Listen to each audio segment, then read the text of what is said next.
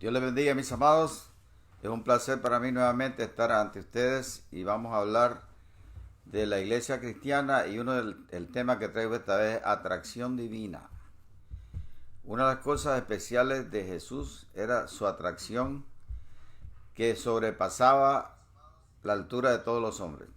En San Juan, en el capítulo 3, versículo 14 dice: y como Moisés levantó la serpiente en el desierto, así es necesario que el Hijo del Hombre sea levantado.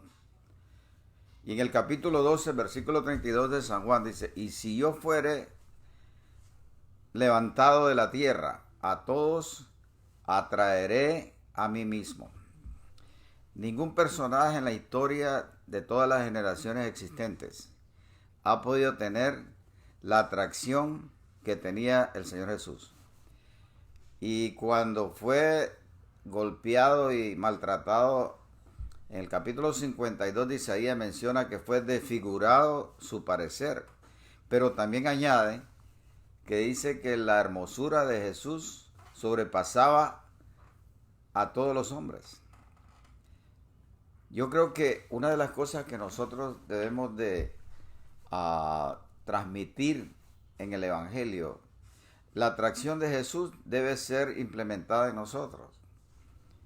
Hace muchos años atrás hubo un predicador que estaba tratando de animar a otros para ganar almas para Cristo. Y la finalidad era buena. Pero comete un error de decir que el comunismo estaba atrayendo más gente que Cristo. Y presentó una estadística de en la órbita comunista había más de 1 billón de vidas sirviéndole al comunismo. Y era verdad. Y en el cristianismo solo tenía 700 millones nada más, hace 40 años atrás. Pero ese predicador se está olvidando que en la órbita comunista no todos le sirven al comunismo de corazón voluntario, sino que, de acuerdo a una estadística, solamente mundialmente habían 2.250.000 comunistas en el mundo. Pero esos 2 millones que tenían el gobierno de la rienda en sus manos obligan al resto de la población a hacer lo que ellos dicen. Y en otra oportunidad hubo un caballero de The Beatles. Ellos tenían una atracción gigantesca en Estados Unidos porque llenaban todos los auditorios mundiales. Al grado que la gente se quedaba afuera. Y le hacen una entrevista a los 4 y Lennon fue el que contestó. Dice: ¿a qué se debe que ustedes están atrayendo tanta gente, juventud y adultos en esta nación? Y dio una respuesta que nunca debía haber dicho. Dijo: es que nosotros estamos atrayendo más gente que Cristo. ¿Quién le dijo eso? ¿Para qué dijo ese muchacho esa declaración de meterse con Cristo? No ha habido personaje en el mundo entero que haya tenido la atracción de Jesucristo sobre la faz de la tierra. De manera que nosotros debemos concentrarnos, ¿verdad?, en el personaje principal del Evangelio es Cristo Jesús. Por el otro lado, cuando hablamos de la fe cristiana viene por el oír y el oír por la palabra de Dios. Nosotros podemos tener sueños de Dios y tenemos que admitir de que tenemos sueños de Dios, pero los fundamentos verdaderos de la fe cristiana están en Cristo y su palabra. La palabra de Dios es la que nos sostiene a nosotros en los diferentes aspectos de la vida. Esta situación que está viviendo el mundo entero, nadie previó que tantas cosas se iban a paralizar.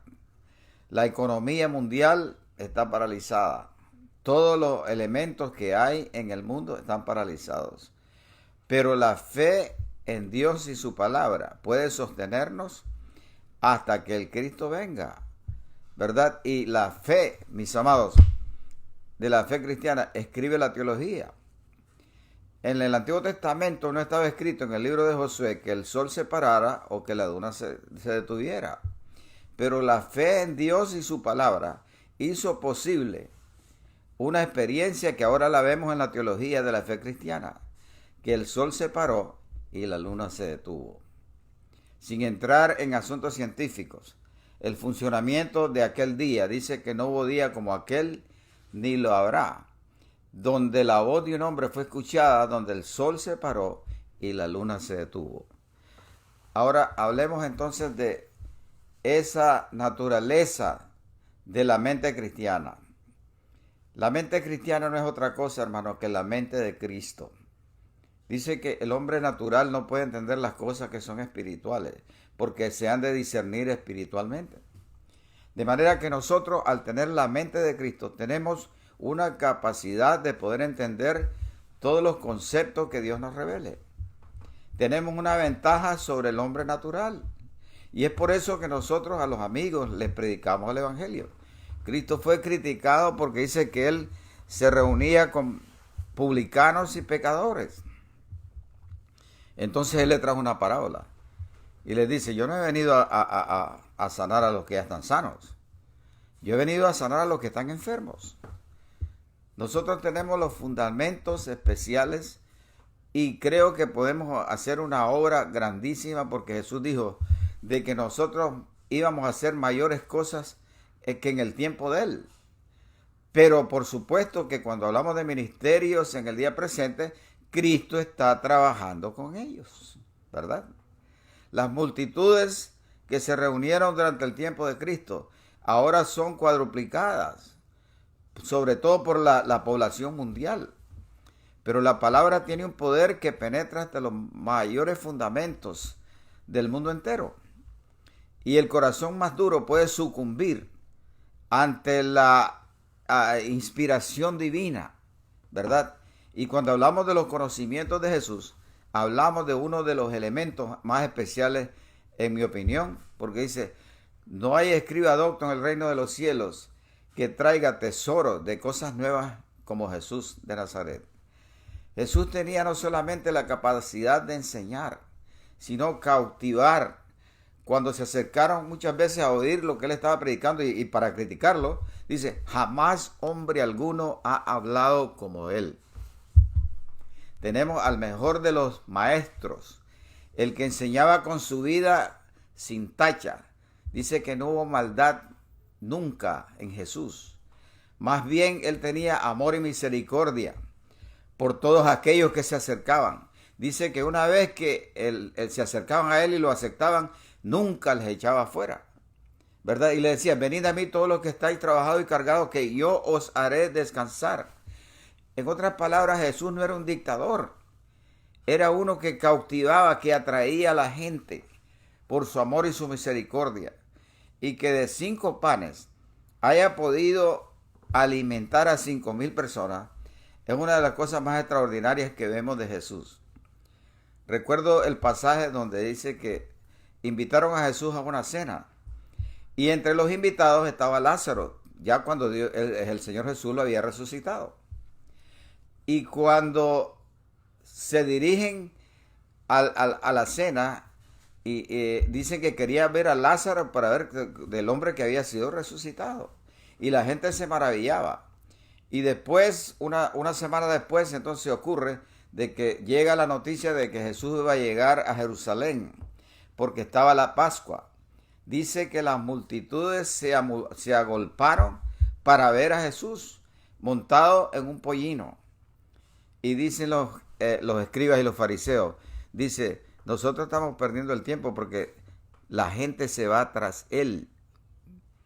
Y hoy día la gente se sigue yendo tras él, porque la cautividad, esa atracción de Jesús, sigue todavía en el día presente. Hay personas que no se han dado cuenta, que comienzan a llorar, pero es por la presencia de Dios en sus corazones. Y en esta situación tan difícil que está viviendo el mundo, nosotros tenemos compasión de la gente. Uno de los vecinos más cercanos me dieron las noticias que murió, ¿verdad? Nosotros sin saberlo, porque como parece que no quieren comunicarlo. Pero mis amados, yo creo que nosotros estamos seguros, ¿verdad?, en la fe cristiana. Tenemos que depender, porque dice que el cielo y la tierra pasarán, pero mis palabras no pasarán. Jesús no tenía necesidad, mis amados, de obligar a la gente a aceptarle, sino que nos ha dado libre albedrío, libertad de escoger el bien y el mal. Entonces nosotros, cuando seleccionamos a Jesús, estamos tomando la mejor decisión de nuestras vidas. ¿Por qué?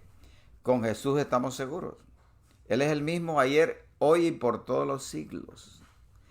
Él es el Cordero inmolado que dio su sangre en la cruz del Calvario para salvarnos a nosotros. Una gracia inmerecida. Eso es lo que quiere decir gracia de Dios. Que nosotros no merecemos la bondad divina y su amor. Pero la fe en Dios y su palabra hizo posible, mis amados, que nosotros participáramos, ¿verdad?, de la gloria eterna, porque la tenemos segura. Dice, de cierto te digo, el que crea al que me ha enviado, tiene vida eterna y no vendrá más a condenación, pues ha pasado de muerte a vida. Estamos seguros en Cristo. Y dice Pablo que Jesús nos hizo sentar en lugares celestiales juntamente con Cristo. Nuestra posición celestial está a la misma altura de Cristo. ¿Por qué? Porque somos coherederos juntamente con Él. Un privilegio inimaginable. Cuando practicábamos la religión y que éramos religiosos, no teníamos el conocimiento espiritual para poder discernir entre lo blanco y lo negro. Pero ahora que nosotros conocemos a Dios y su palabra y a Cristo, yo creo que estamos seguros, ¿verdad? Tan seguros, mis amados, que no importa que el cielo y la tierra pasen, pero nuestras vidas van a permanecer por la eternidad. Sigamos hablándole a otros, ¿verdad?, con prudencia en este tiempo, ya que tenemos que ser prudentes, ¿verdad? Lo que el gobierno nos dice de que no estemos yendo de un lado para otro, sino todo lo necesario y teniendo en consideración a las personas necesitadas, porque todavía tenemos la capacidad de ayudar a otros. ¿Por qué? Lo podemos dentro del marco que se nos permite ayudarles. Esa es la fe cristiana, esa es la fe en Cristo. Ayudar los unos a los otros. Entonces nosotros necesitamos una conexión divina. ¿Cómo? A través de los hermanos, ayudar, comunicándonos y ayudándonos. Eso es conexión. La conexión es, ¿verdad?, un enlace entre los hermanos y amigos y creyentes. Dios les bendiga.